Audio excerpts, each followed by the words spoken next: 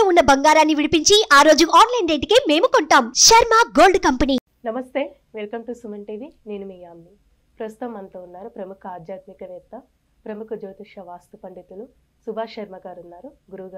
గురుగారితో మనం మాట్లాడదాం. నమస్తే గురుగారు. శ్రీమాత్రే నమః. గురుగారు, ఇప్పుడు శివునికి అభిషేకం అంటే చాలా ఇష్టం కదండి.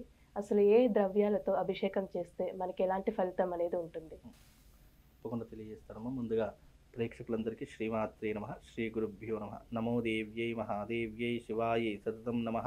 నమ ప్రకృత్యై భద్రాయై నిహతాం ప్రణతాస్మిత. శివుడికి ఎన్నో రకాలైనటువంటి ద్రవ్యములు ఉన్నాయి. అందులో చాలా ప్రధానంగా పంచామృతము, పళ్ళరసాలు అని చెప్పి చాలామంది ఎక్కువగా చేస్తూ ఉంటారు. అయితే శివుడికి చేసే అభిషేకం వెనక ఒక్కొక్క ద్రవ్యానికి ఒక్కొక్క పరమార్థం అనేటటువంటిది భగవంతుడు మనకు సృష్టిలో, మనకు సనాతన ధర్మంలో ఇచ్చినటువంటి అంశాలు కొన్ని చెప్పడం జరిగింది. అయితే అందులో శివః అభిషేక ప్రియ అన్నారు. అయితే శివుడు అభిషేక ప్రియుడు అని ఎందుకన్నానంటే, శివుడు నిత్యము కూడా గంగాదేవిని తలపై పెట్టుకొని నిరంతరము కూడా లోక సంరక్షణ కోసం ఉండేటటువంటి వాడే పరమశివుడు. సృష్టిలో శివుడి ఆజ్ఞ లేనిది చీమైనా కుట్టదు అని ఒక మాట వాడుతూ ఉంటాం మనం. అయితే దాని ద్వారా అర్థం ఏంటి అంటే, శివుడి యొక్క ఆజ్ఞ అనేటటువంటిది పరమ పవిత్రమైనటువంటిది. అలాగే శివుడి యొక్క అభిషేకము కూడా మనిషి యొక్క సకల పాపాలను దహించి వేసేటటువంటి విధంగా కూడా ఆ శివుడి యొక్క అభిషేకాన్ని మనం చేస్తూ ఉంటాం. అయితే శివుడి యొక్క అభిషేకంలో ప్రధానమైనటువంటిది గరిక నీటితో అభిషేకం చేయడం అనేటటువంటిది చాలా విశేషమైనటువంటిది. గరిక అంటే మనకు గరిక ఉంటుంది కదా, ఆ గరిక నీటిలో వేసి ఆ నీటిలో ఉన్నటువంటి గరికతో అభిషేకం చేస్తే గనక నష్టమైనటువంటి ద్రవ్యము అంటే మనం కోల్పోయినటువంటి ధనాన్ని మనం తిరిగి రాబట్టుకునేటటువంటి అవకాశం, లేదా మొండి బకాయిలు ఉంటాయి కదా, ఎవరికైనా ఇచ్చినటువంటి అప్పులు తిరిగి రానటువంటి సమయం, అలాంటి దానికోసము శివుడికి గరికతో అభిషేకం చేస్తే చాలా అదృష్ట యోగం కలుగుతూ ఉంది. అలాగే నువ్వుల నూనెతో అభిషేకము, శివుడికి నువ్వుల నూనెతో కూడా చాలా విశేషంగా అభిషేకం చేస్తూ ఉంటారు. అలా అభిషేకం చేయడం వల్ల అపమృత్యు దోషాలు అనేటటువంటివి తొలగిపోతూ ఉంటాయి. అలాగే ఆవు పాలతో అభిషేకము, శివుడికి పంచామృతాలలో మొట్టమొదటిగా ఆవు పాలు అనేటటువంటి శ్రేష్టమైనటువంటివి. అలా ఆవు పాలతో అభిషేకం చేయడం వల్ల సర్వ సౌఖ్యాలు లభిస్తాయి అని చెప్పేసి చెప్పడం జరిగింది. అలాగే పెరుగుతో అభిషేకము చేయడం, పెరుగుతో అభిషేకం చేయడం వల్ల బలము, ఆరోగ్యము, అలాగే యశస్సు అంటే కీర్తి ప్రతిష్టలు అనేటటువంటి పెరుగుతో అభిషేకం చేయడం ద్వారా లభిస్తూ ఉంటాయి. అలాగే ఆవు నెయ్యితో అభిషేకం చేస్తే, ఆవు నెయ్యి అంటేనే ఐశ్వర్యానికి సూచిక అని చెప్తూ ఉంటాము. అలా ఆవు నెయ్యితో అభిషేకం చేయడం ద్వారా ఐశ్వర్య ప్రాప్తి కలుగుతుంది అని చెప్పుకోవచ్చు. అలాగే చెరుకు రసముతో అభిషేకం చేస్తే ధనవృద్ధి అనేటటువంటిది కలుగుతుంటుంది. కటిక దారిద్రుడైనా సరే చెరుకు రసంతో అభిషేకం చేస్తే గనక అపర కుబేరుడవుతాడు అని చెప్పేసి మనకు చెప్పడం జరిగింది.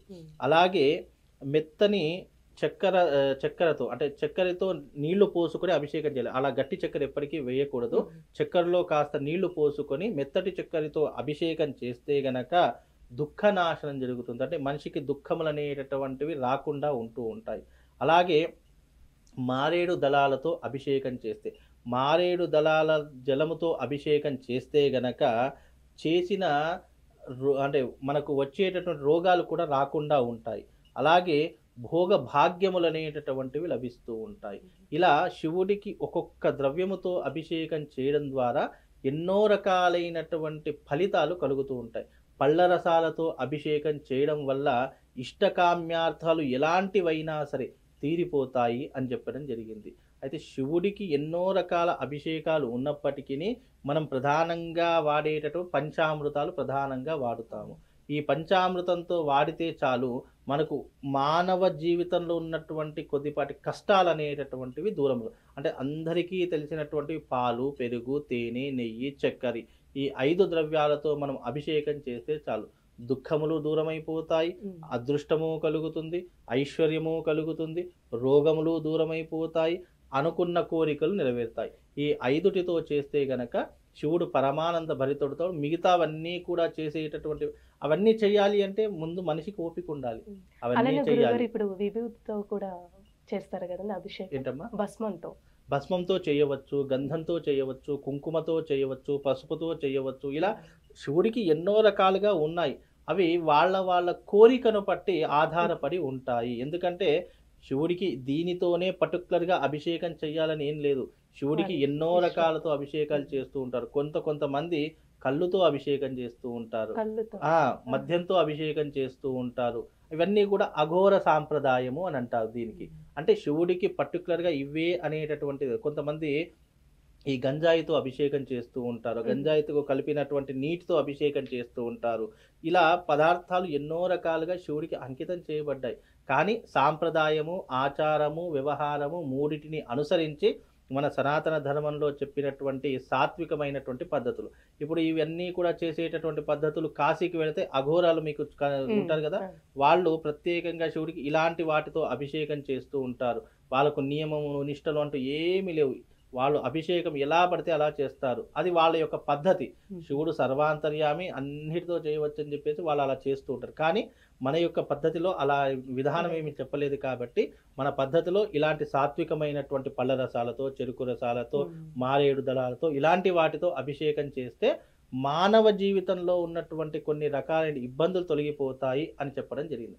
ఉదాహరణకు ఇప్పుడు ఎవరికైనా శివుడికి అభిషేకం చెయ్యాలి అనుకోండి. మీ సంకల్పం ఏంటి? డబ్బు కోసమా, ఉద్యోగం కోసమా, సంతానం కోసమా, వివాహం కోసమా, ఇలాంటిది తెలుసుకొని మనం అప్పుడు ఏదైనా అభిషేకం సజెస్ట్ చేయడం జరుగుతుంది. కాబట్టి శివుడికి ఎన్నో రకాల ద్రవ్యాలు ఉన్నాయి. అభిషేకాలు పంచామృతంతో చేస్తే మానవ జీవితంలో ఒక పరిపక్వత చెందుతాము. కాబట్టి మనం పంచామృతంతో అభిషేకం చేస్తే సరిపోతుందమ్మా. గురుగారు, ఇప్పుడు అభిషేకం చేసేటప్పుడు ఏదైనా మంత్రం అంటూ చదువుకోవాలండి? ఇక్కడ 2 రకాల పద్ధతులు ఉన్నాయమ్మా. ఇప్పుడు ఒకటి, గుడిలో చేస్తే మంత్రం అవసరం లేదు. ఎందుకంటే అర్చకుడు ఉంటాడు, అక్కడ అభిషేకం చేస్తూ ఉంటారు, వాళ్ళు ద్రవ్యాలు వేస్తూ ఉంటారు కాబట్టి దానికి మంత్రం అవసరం. ఇంట్లో చేసుకునేటటువంటి వారికి వాళ్లకు ప్రధానమైనటువంటి మంత్రాలు ఏదైనా చెప్పాలి అంటే వాళ్ళు చదువుకుంటారో చదువుకోరు. దానికి రుద్రము, నమ్మకము, చమకము, పురుష సూక్తము ఇలాంటి పంచసూక్తాలు అనేటటువంటి కొన్ని ఉన్నాయి. అవి బ్రాహ్మణి ద్వారా ఉపయోగపడేటటువంటి సూక్తములు. వాళ్ళు ఇంట్లో నార్మల్గా చేసుకోవాలంటే పంచాక్షరి మంత్రం, ఓం నమ శివాయ అనేటటువంటి ఒక పంచాక్షరి మంత్రంతో అభిషేకం చేసిన, పంచసూక్తాలతో అభిషేకం చేసినటువంటి అదృష్టము ఈ యొక్క పంచాక్షరి మంత్రం ద్వారా కలుగుతుంది. కాబట్టి ఓం నమ శివాయ అనుకుంటూ అభిషేకం చేసినా దాని పుణ్య ఫలితం విశేషంగా కలుగుతుంది. దీనికి ఎలాంటి ఇంకోటి, శివుడికి అభిషేకం చేసేటప్పుడు వినయంగా, భక్తితో, మనస్ఫూర్తిగా చేస్తేనే మనకు ఫలితం అనేటటువంటిది దక్కుతుంది. కనుక ఏదో శివుడికి అభిషేకం చేస్తున్నాం కదా అని చెప్పేసి ఎలా పడితే అలా చేయకూడదు. భక్తిపూర్వకంగా నువ్వు చిటికెడు నీళ్లు పోసినా భక్తి నివేదన చేసుకుంటూ పోసినటువంటి దానికి పుణ్యము, పురుషార్థం రెండూ కూడా కలుగుతాయమ్మా. ఇలా చేసుకుంటే పరమశివుడు పరమ సంతోష భరితుడు అవుతాడు. చాలా చక్కగా తెలియజేశారండి. ధన్యవాదాలు.